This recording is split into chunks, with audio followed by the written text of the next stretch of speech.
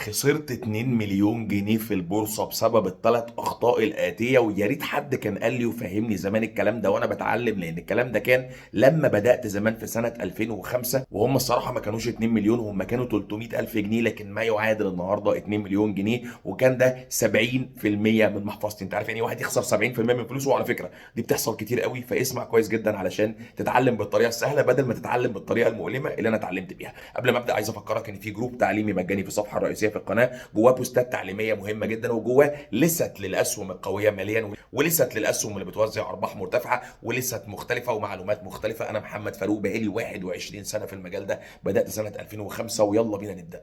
اول شيء لازم تبقى عارفه عن البورصه، انا ما عنديش احصائيه، ما بزعمش ان انا عندي ارقام، بس اتحداك لو كان من كل 100 اكتر من شخص بيكسب، بمعنى واحد من كل 100 في رايي الشخصي هو اللي بيكسب، و99% في البورصه خسرانين. عارف يعني ايه خسران؟ يعني دخل بفلوس وطلع باقل منها. وما تجيش تقيس لي على الشهرين والثلاثه والاربعه ولا حتى سنه، لان ممكن استراتيجيه خطا تماما تؤدي الى المكسب حتى لو قعدت سنه تكسب بالصدفه. السوق ماشي معاك حلو، الدنيا بتطلع، البورصه لطيفه. تعالى بقى للاختبارات الحقيقيه، البورصه بتنزل، حصلت ازمه، حصل مش عارف ايه، يبان بقى مين اللي الشخص اللي بيستخدم استراتيجيه بتشتغل على المدى الطويل، على مدى السنين، ومين اللي بيخسر.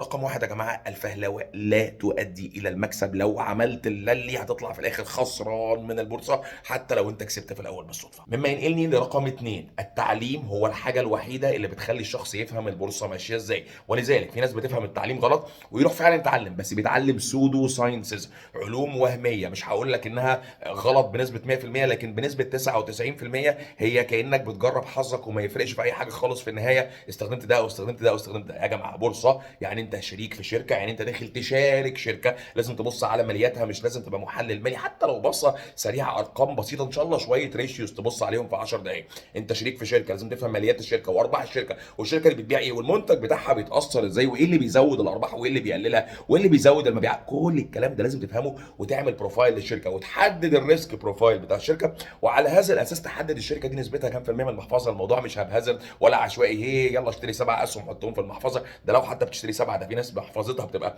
سهم وسهمين وثلاثه، ودول اكتر ناس محافظهم بتنزل 50 و60 و70%. نقطه رقم اتنين، مهما قلتها لك مش هتعملها، ولما تخسر باستخدامها هتضطر ان انت يا تبطلها يا مش هتعرف تبطلها برضه.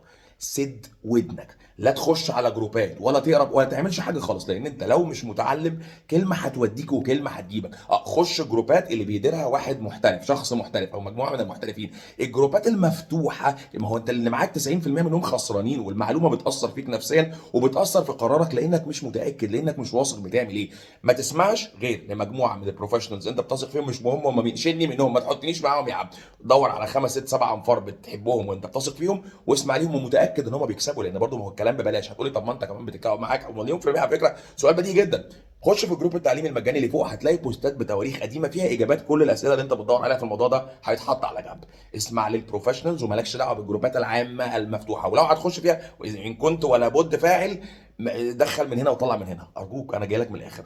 رقم ثلاثة، اوعى تشتغل قصير الاجل، اوعى تعمل تداول يومي. اللهم ما بلغت. عايز تجرب؟ اصل هو الموضوع مغري، يعني لو عملت 1% في اليوم فبالتالي في الشهر ولا عمرك هتعملها في اليوم لمده شهرين ورا بعض. انت ممكن تعملها في اليوم 3 4 5 اخرك تستمر 1% في اليوم.